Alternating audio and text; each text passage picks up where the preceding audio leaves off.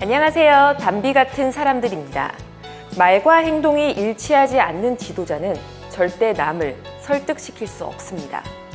오늘 저희 담비 같은 사람들에서는 삶의 모범을 보이시는 건 물론이고 예수님을 믿는 기쁨까지 전해주시는 김수태 목사님과 함께하겠습니다. 안녕하세요. 네, 안녕하세요. 네, 네. 목사님. 4년 전에 이제 한국으로 가시고 네네. 굉장히 목사님의 근황을 궁금해하시는 분들이 많아요. 네네네. 어떻게 지내셨나요? 네, 제가 4년 전에 은퇴한 후에 한국으로 바로 나가서 이제 한국에서 둘이 하나 선교회라는 탈북자 선교회, 탈북자 학교에서 같이 사역을 하면서 또한 한국의 속초에 개척교회를 하고 그러면서 목회를 쭉 했습니다. 네. 그와 함께 더불어서 이제 그 3년 전에 이제 이 미국에서 나간 그 우리 교단 목사님들이 한 10분이 계세요. 그분들하고 함께 이제 교단도 설립을 하고 그 교단에서 지금 이사장직을 맡고 있으면서 지금 활동을 하고 있습니다.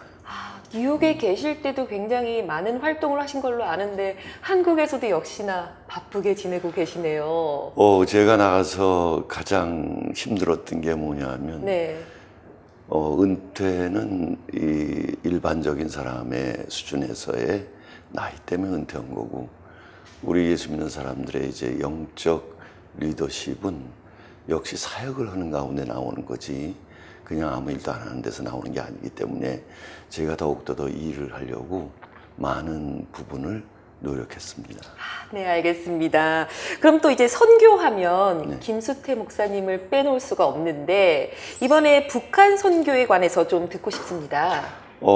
선교에 대해서는 저보다 뉴욕에 월등하게 잘하는 분들이 많이 계세요. 여러분 잘 아시는 김남수 목사님이나 김혜택 목사님이나 또 임현수 목사라고 토론토에 계신 분이나 그분들이 저보다 월등히 많이 잘하시는데 제가 이제 그분들과 함께 여기 뉴욕에 있으면서 그분들의 도우심으로 제가 선교를 좀 많이 했습니다. 그 가운데 이제 지금도 뉴욕에서 하고 있는 원주민 선교 대회라든가 이런 거는 우리가 한 4, 5년 전에 이미 시작을 해서 그동안 해왔었고 그 다음에 이제 그분들의 도우심을 힘입어서 우리가 이제 중미 선교 특히 김남수 목사님이 중미 선교, 중남미 선교 이쪽에 이제 길을 열으시면서 그 다음에 우리들이 많은 그쪽에 선교를 했고 그 다음에 이제 한국으로 들어가서는 이제 그동안에 해왔는데 탈북자 선교를 우리가 한 25년 전부터 했어요. 또 제 자신이 이북도 한번 갔다 왔고 또 이북 선교 때문에 많은 그 탈북자들을 한국에 이제 내려온 사람들을 다시 미국으로 데려온 일도 했고 그렇게 해왔는데 특별히 이제는 탈북자 선교 특히 이북 선교에 대해서 모든 교단이 집중적으로 관심을 갖고 있어요. 그건 왜 그러냐 하면은 언젠가 분명히 남북 통일이 될 텐데 그때 되면 각 교단마다 어떻게 우리가 북한 선교를 그때 가서 할 수 있겠냐 그 준비를 지금 어떻게 하는 거냐 이런 거에 대해서 이제 관심을 많이 갖고 있습니다. 특히 이제 제가 한국 들어가서 보니까 각 교단마다 관심을 갖고 있고 일하는 사람들은 많은데 실제적으로 그걸 어떻게 준비해야 되는지 노하우를 알고 있는 분은 드물어요. 그래서 이제 제가 우리가 한국에 교단을 세운 이유가 ACK라고 Alliance Church in Korea 한국말로 얘기하면 한국연합총회가 돼요. 그 교단을 세운 이유가 이 미국 교단 본부의 크리스천 미셔너리 얼라이언스라는 그 미국 교단에서 앞으로 북한 선교를 위해서 우리가 일하고 싶은데 그쪽에 교단이 세워져서 우리를 도와서 같이 일을 하면 얼마나 좋을까 하는 이런 의견이 있어서 저희가 교단을 세우자마자 이제 북한 선교를 향해서 어떻게 해야 될 거냐 이런 일을 하기 시작을 했어요. 그래서 이번에 내년 3월 28일 날 날짜는 정했어요. 처음으로 한국에서 모든 각 분야에 그동안에 북한 선교를 해오신 분들도 북한에서 실제적으로 감옥살이를 하신 분들 중심 또 북한에서 이 남한으로 넘어온 사람들 가운데 이미 그 신학교를 졸업하고 목회자들이 된 사람들이 있어요. 그런 모든 분야의 사람들, 다시 말씀드리면 북한 안에서 그 북한 사역을 하다가 붙잡혀서 감옥살이 하다 나오신 분들, 제가 이름은 거론하지 못해요.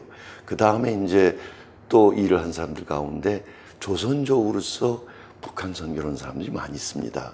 그분들도 중요해요. 그분들. 그 다음에 이북에서 탈북자들이 남한에 내려오 계신 분들이 한 3만 5천 명 가까이 됩니다. 근데 이제 그분들 가운데서 신학 공부를 하고 목회자가 된 분들이 많이 있어요. 그분들이 목회하는 교회만 해도 남한에 한 50개 교회가 있어요. 그분들은 어떻게 이 남북 통일된 후에 북한 선교를 어떻게 가지고 있는지, 어떤 생각을 가지고 있는지, 또 남한에 50개 단체 이상의 단체들이 북한 선교를 그동안 해왔습니다. 그래서 이렇게 5-6가지 방면의 모든 분들이 실제로 북한 선교를 해오고 있지만은 앞으로 남북 통일이 되면 우리가 어떻게 준비하고 있다가 직접 들어가서 선교를 할 거냐, 이 답안은 아직 나오질 않았습니다. 그래서 이제 제가 그 모든 분야의 사람들이 실제적으로 자기가 가지고 있는 북한 선교에 대한 노하우를 얘기하게 해서 그거를 종합해서 모든 각 교단들이 거기에 대해서 준비할 수 있도록 그러한 북한 선교 대회를 내년 3월 28일 날 저희가 그걸 하려고 준비하고 있습니다. 아, 지금 목사님 말씀을 듣다 보니까 좀 궁금한 게 있는데요. 그럼 보통 북한을 이제 저희가 생각하기에는 종교의 자유가 없잖아요. 그러면은 그럼에도 불구하고 현재 북한에서 이렇게 하나님을 믿으신 분들은 어떤 경로로 그렇게 하나님을 믿으시는 건가요? 제가 이제 특별히 두리아나 선교회, 두리아나 학교, 그 이제 탈북자들 가운데 성인과 아이들이 있죠. 근데 이제 성인들은 넘어와서 예수를 믿더라도 크리스찬 생활을 쭉 한 경우가 그렇게 흔치는 않아요. 네. 많이들 있긴 있지만, 근데 탈북자 어린이들은 넘어온 다음에 그 아이들은 쉽게 얘기하면 주체 사상이 아직 없기 때문에 예수를 믿어도 아주 잘 믿습니다. 그래서 저희가 그 어린아이들 중심으로 중고등부 애들, 이런 아이들 중심으로 학교에서 키우기 위하여 이제 직접 그 아이들을 탈북하는 애들을 또 중국에 들어가서 그 탈북자들이 들어가서 데리고 옵니다. 이제 그 데리고 이제 남한까지 오면 우리가 또 가서 데리고 온 다음에 그 아이들에게 이제 신앙심을 넣어주고 이제 그 키우죠. 그렇게 해서 그 아이들이 이제 실제적으로 그 아이들 가운데는 미국까지 와서 미국에서 인류대학을 졸업하고 북한 선교를 위해서 준비하는 애들도 있어요. 근데 주로 그런 그 아이들이 자라서 북한 선교를 목적으로 해서 이렇게 미국까지 와서 이제 자유주의, 민주주의 사상을 많이 배운 사람들이 준비하고 있다가 그들이 이북에 들어가서 해방된 남북 통일이 된 다음에 그들이 들어가서 선교를 하면 가장 효과 있지 않을까 해서 그런 방향으로 준비를 하고 있습니다. 아, 네, 알겠습니다. 아니, 그러면 또 이제 사실 미국에서 성장하는 한인들 같은 경우에는 아무래도 좀 북한에 대한 이해도가 조금 적을 수도 있잖아요. 그럼 이제 기성세대가 북한에 대해서 더 알려줘야 되는데 어떤 방법이 있을까요? 그것 때문에 제가 재작년에 제가 탈북자 학생들을 한 30명을 데리고 뉴욕에 왔습니다. 그래서 뉴욕에 와서 우리가 그 미국 TV에 그 인터뷰도 하고 실질적으로 또 그 아이들에게 미국 내에 또 많은 것을 보여주면서 그 아이들에게 자유민주주의에 대한 비전을 심어줬어요. 그래서 그 비전을 심어줄 때 그거를 이제 이쪽에 있는 이민사회에 있는 학생들 2세들이 걔네들하고 같이 있어서 배우게 하려고 그 3년 전에는 여기 아이들을 한 30명을 데리고 나가서 북한에서 내려온 그 학생들하고 같이 먹고 자게 했습니다. 그래서 거기서 이제 처음에는 문을 안 열었는데 같이 먹고 자고 한 2주 되니까 얘네들이 마음문을 열어서 걔네들 스스로가 한 방에서 5-6명씩 자면서 자기들이 과거를 다 얘기하고 그렇게 얘기한 그 아이들이 이제 미국 아이들한테 한 얘기가 뭐냐 하면 너희는 우리를 버리지 않을 거지, 잊어버리지 않을 거지, 우리를 또 언제든지 만날 거지. 이게 그 아이들의 당부였어요. 그러니까 이제 미국에서 간 애들이 우리가 그렇게 하겠다. 그러고 났는데 1년 지나니까 쟤네들이 50대인데 어떡하겠어요. 그래서 그때 많은 돈을 들여서 그 30명을 초대해서 이쪽에 와서 여기 2세들하고 같이 하나가 되게 해서 이번에 걔네들이 이쪽에서 먹고 자고면서 미국에 대해서 2세 아이들이 다 얘기를 해줬어요, 이제. 그래서 그 아이들한테 자유민주주의 경제, 자유민주주의 그 학교, 이런 데 대해서 그 아이들한테 많은 걸 심어 놓으려고 많은 교류를 해서 이제는 여기 그 2세 아이들이 북한 아이들에 대해서 그 많이 알고 있고 또 걔네들은 관심도가 많이 있어서 서로 지금도 이메일하면서 교제하는 아이들이 있습니다. 네, 보통 이렇게 어떤 교육을 받거나 아니면 뭐 이야기를 듣거나 이런 식으로 접할 수도 있다고 생각을 했는데 네. 실제 같이 생활을 하면서 피부로 네. 느끼면서 네. 정말 그렇게 마음속으로 느끼는 거네요. 그렇게 안 하면은 네. 교제가 안 됩니다. 왜냐하면 네네. 탈북자들이 가장 힘든 게 뭐냐면 그 사람들이 살던 사회주의 체제와 민주주의 체제와 다르기 때문에 그 사람들에게는 이유 없는 사랑을 받지 못해요. 그게 사회주의 특성이에요. 그게. 네. 그러니까 그 이유 없는 하나님의 사랑, 이유 조건 없는 하나님의 사랑과 조건 없는 크리스찬의 사랑을 그 아이들이 받아들이기 너무 힘들어요. 근데 그걸 받아들이게 할 수 있는 방법 가운데 하나가 그 아이들하고 먹고 자고 놀고 같이 지내면서 그 아이들도 모르게 눈에 보이고 듣고 이걸 흡수하는 가운데서 이제 대화가 시작되죠.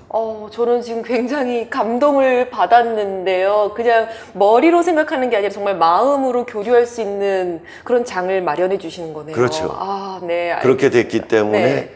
그 아이들이 이제 그런 거예요. 많은 사람들이 우리와 이야기해 본 다음에 다들 부담스러워 우리의 관심을 안 갖는데 그래서 우리가 말하기가 싫다.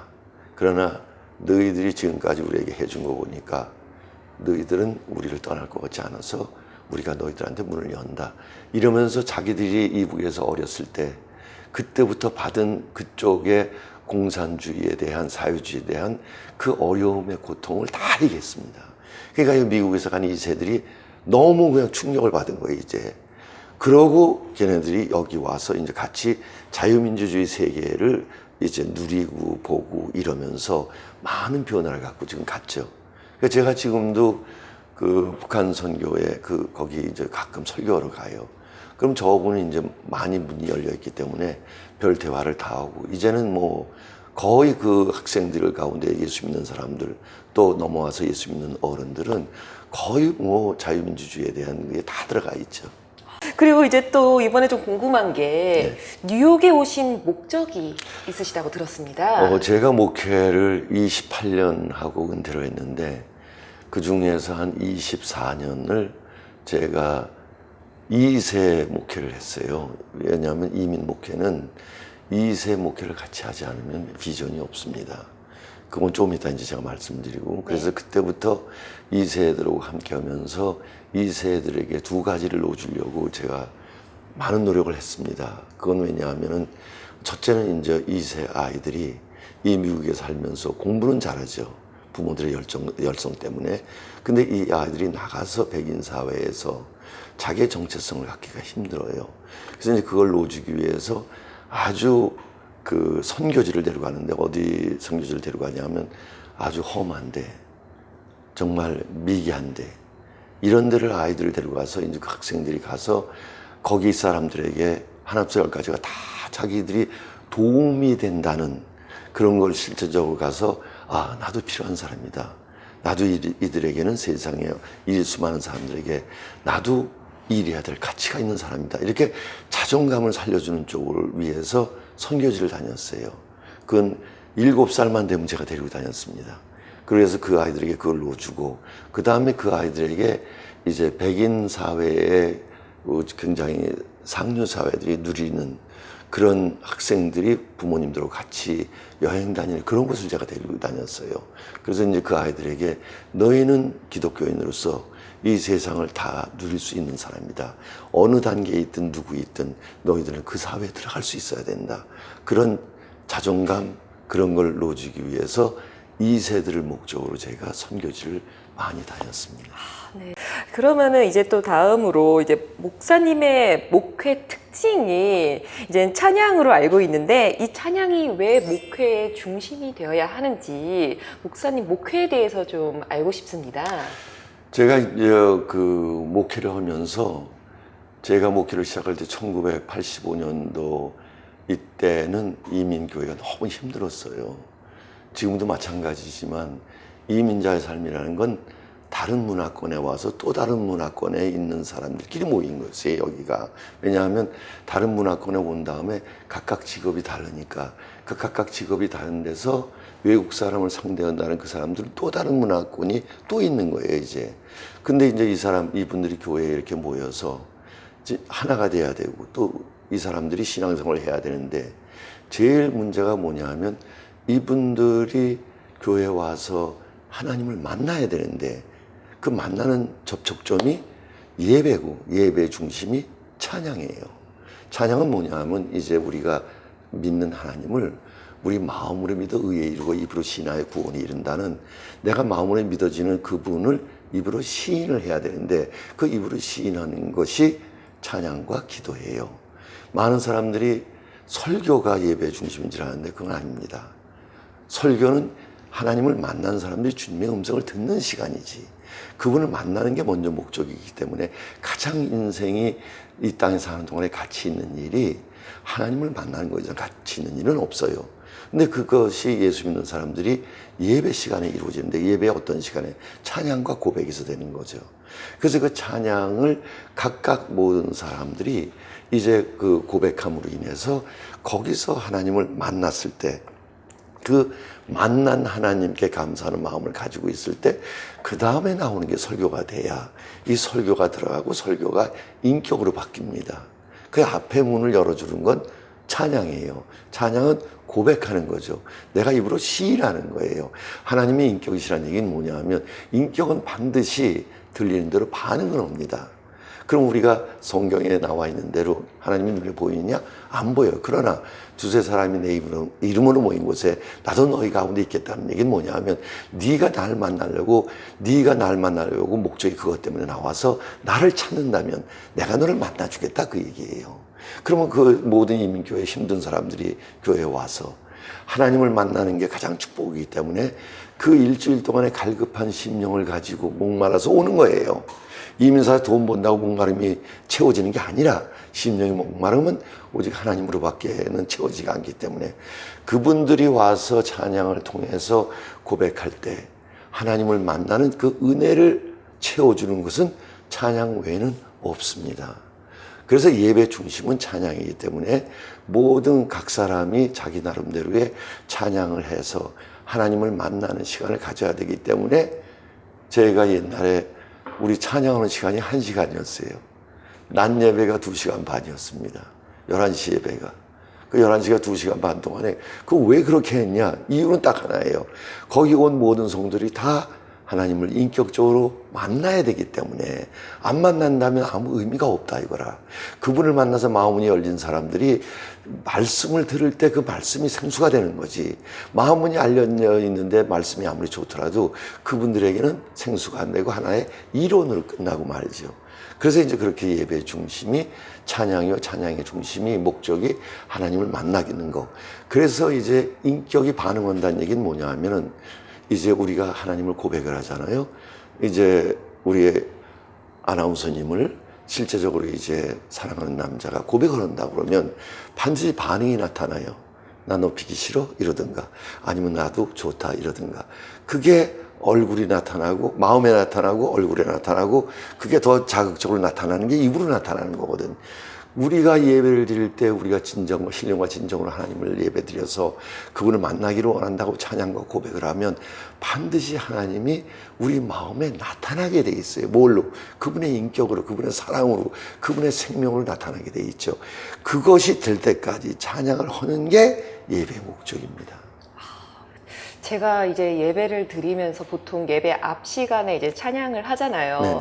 가끔 늦으면은 찬양 시간이 끝날 때도 있거든요. 네네. 앞으로 절대 늦지 말아야겠습니다. 굉장히 네. 반성하게 됩니다. 근데 중요한 거는 이제 네. 찬양 인도자들이 중요한데 네. 저는 이제 원래 제가 음악을 했기 때문에 그 예배의 음악에 제가 관심을 많이 가지고 또 집중적으로 많이 생각도 그랬는데 문제는 뭐냐면 찬양을 인도하는 목사님이나 찬양 인도자들이나 성가대나 다 똑같아요. 목적이 그들이 잘하는 데 있는 게 아닙니다. 이들은 잘하기 위해서 하는 건 두 번째고 내가 부르는 찬양을 통해서 하나님이 나를 쓰셔서 지금 온 성도들이 하나님을 만났느냐 안 만났느냐 여기에 사명이 있는 거지 내가 연습해서 내가 남들보다 찬양 잘한다 여기에 있는 건 아니에요. 그래서 구약의 많은 제사장들이나 레위인들이 하나님 앞에 쓰임받기 위해서 그들은 너무나 많이 준비를 했어요. 한 달 동안 세상을 끊었단 말이에요. 오직 하나님의 도구가 되기 위해서. 그러면 지금 우리에게 가장 중요한 건 뭐냐 하면 목사님들이 예배 시간에 인도하고 찬양하는데 그 찬양하는 목적이 내가 진정으로 내가 하나님 내 찬양을 쓰셔서 온 성도들이 하나님을 만나게 하는 이것 때문에 예배를 준비하고 있느냐. 성가대나 찬양팀들이 나를 통해서 하나님이 쓰셔서 온 성도들이 다 하나님을 인격적으로 만나는 내가 도구가 되기 위해서 준비하고 있느냐. 이게 더 중요하다 이거죠. 그게 된다면 그 다음 게 되지만 아무리 많은 교인들이 나오고 아는 많은 지식이고 또 준비된 사람들 또 학적으로 그 모든 가진 사람들이 찬양을 준비한다 그래도 이 목적이 이거 되지 않을 적에는 하나님이 안 쓰십니다. 네. 그러면 아무 의미가 없죠. 그래서 예배의 중요성은 찬양이요. 찬양의 중요성은 성도들이 하나님을 만나기 위한 거기 때문에 모든 찬양 사역자는 하나님이 나를 통해서 나를 쓰셔서 성도들이 하나님을 만나는 그것 때문에 눈물의 기도를 하고 해야 된다는 걸 제가 좀 이야기하고 싶습니다. 정말 목사님 말씀 한마디 한마디가 제 마음에 울림이 돼서 저 또한 정말 개인적으로 절대 잊지 않겠습니다, 목사님. 아이, 감사합니다. 네, 이제 벌써 마지막 질문입니다. 앞으로 이제 한인 교계에 대해서 어떻게 생각하시는지, 어떤 방향으로 나아가야 하는지 궁금합니다. 모든 사역자들, 특별히 목사님들은 남하고 비교를 해서 남처럼 하려는 그런 자아 욕심에서 벗어나야 합니다. 왜냐하면 하나님이 우리를 부르실 때 이 세상에 우리 아나운서님을 부르셨다면 아나운서님이 이 시대에 필요해서 부른 거지 남보다 잘하고 남보다 못하고 이 비교라고 부른 게 아니죠. 하나님 안에는 모든 사람이 다 중요하고 모든 사람이 다 그분이 쓰기 위해서 창조한 사람이고 부름받은 사람이거든요. 그래서 목사님들이 다른 목회자와 비교하지 말고 이 시대에 나를 부르신 하나님의 뜻을 찾으면 그걸 가지고 일하면 됩니다. 근데 이제 그렇게 일하는데 특별히 이민교회는 다르죠. 이민교회 목사님들은 이민교회 일세를 목적으로 해서 목회를 하면 안 된다고 저는 생각을 합니다. 왜냐하면 우리 이민교회 일세가 지나가는 시간은 짧아요. 우리는 여기 2세가 우리보다 더 많은 시간을 미국에서 살아야 되고 3세가 더 오고 그러면 우리 목회는 어떻게 해야 되냐면 어른들을 은혜 받게 하고 어른 목회가 튼튼해져야 되는 건 사실이지만 왜 그렇게 해야 되냐. 목적은 다음 세대예요. 그래서 1세 목회자가 2세 목회자를 위해서 이 1세 목회를 해야 됩니다. 그건 뭐냐면 2세 목회를 같이 해야 돼요. 왜? 2세 목회가 다음 바톤을 이어가야만 되고 우리 이민 목회가 다음 2세를 살려야지만 2세는 우리보다 더 많은 미국 사회에 들어가서 한국인의 위상을 나타내야 되니까. 그러면 처음부터 우리가 1세자가 그 2세 목회를 목적으로 해서 목회를 한다 그러면 지금 2세 목회자들이 많이 나왔어야 돼요. 아직 2세 목회자들이 많이 없습니다. 또 2세 목회자들이 독립으로 목회하는 사람도 적고 2세 목회자가 선교사 나오는 건 이건 별따기예요. 그 왜 이런 일이 있느냐. 1세 목회자가 1세 목회가 목적이 되었다 이거라. 근데 그렇지 않고 2세 목회자가 목적이 된다 그러면 2세 목회자가 많이 나왔어야 되고 그다음에 2세 선교사가 많이 나왔어야 돼요. 그렇지 않으면 1세 목회는 우리만 즐기다가 끝나는 목회라면 하나님 나라를 위해서 우리는 아무 의미가 없는 거죠. 그래서 저는 1세 목회자들이 2세 목회를 목적으로 해서 같이 해야 된다고 생각을 합니다. 그래서 1세 목회자 때 2세 목회자들과 2세 선교사들이 많이 나오는 그런 목적을 가지고 목회를 한다 그러면 그거는 이민 와서 목회하는 목사님들이 누구나 다 갖는 공통적인 사명이라고 저는 그렇게 생각합니다. 그래서 그런 목회를 하는 가운데 우리 1세 목회가 잘 된다 그러면 2세 목회자들 키우는 그 일은 자연히 잘 되게 돼 있죠. 그것이 저는 이민 온 목회자들이 갖는 하나님의 특별한 비전이라고 그렇게 생각을 합니다. 목사님, 기도 제목이 굉장히 궁금합니다. 제가 지금 급한 기도 제목이 하나 있습니다. 그거는 이제 제가 이 뉴욕에서 지금 요번에 와서 단기 선교 갔다 온 다음에 2주 후에 제가 아마존을 가요. 브라질. 거기 왜 가냐 하면 거기에 30년 선교 생활을 한 허운석 선교사와 김철기 선교사라고 있어요.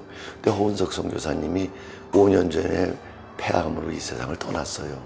근데 지난 1월 달에 이 김철기 선교사님이 한국에 나오셨는데 이분이 또 갑상선암을 2번이나 수술해갖고 굉장히 연약한 가운데 있습니다. 그래서 그분이 저하고 친해서 저보고 좀 도와달라고 오라고 그래서 제가 나이가 적은 나이가 아닌데 지금 제가 거기 한 5개월을 가서 좀 같이 사역을 하려고 제가 이번에 갑니다. 그래서 제가 하는 그 사역이 저는 이제 가는 목적이 제가 무슨 능력이 있어 가는 게 아니고 저와 같이 있고 싶어하는 그 암 환자 그분 선교사가 건강해지고 또 그분이 앞으로 5년 내지 10년은 더 사역을 해야 돼요.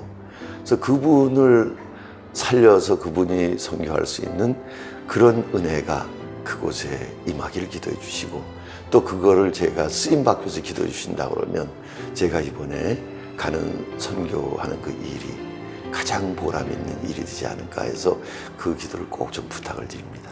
네, 알겠습니다. 오늘 목사님이 해주신 말씀을 정말 많은 사람들이 듣고 거기에 감명을 받았으면 좋겠습니다. 네, 감사합니다. 네, 오늘 정말 귀하신 발걸음 정말 감사하고요. 네. 앞으로 저희 한국교회 그리고 또 우리 한인들을 위해서 기도 부탁드릴게요. 네, 감사합니다. 네, 감사합니다. 네.